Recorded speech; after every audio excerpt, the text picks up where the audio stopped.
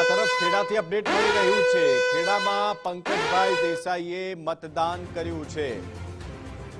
મહાનગરપાલિકા બન્યા બાદ પ્રથમવાર નડિયાદની અંદર મતદાન યોજાયું અને પંકજભાઈ દેસાઈ મતદાન કરવા માટે પહોંચ્યા હતા।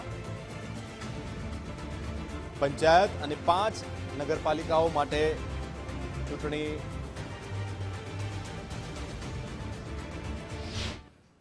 આજે લોકશાહીનું ખૂબ મોટું પર્વ છે।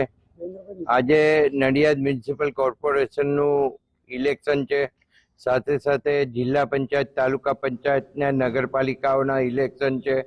ખેડા જિલ્લાની અંદર બધી જ તાલુકા પંચાયતો, જિલ્લા પંચાયતો, નગરપાલિકાઓમાં ભાજપ 100% ચૂંટાઈને આવવાનું।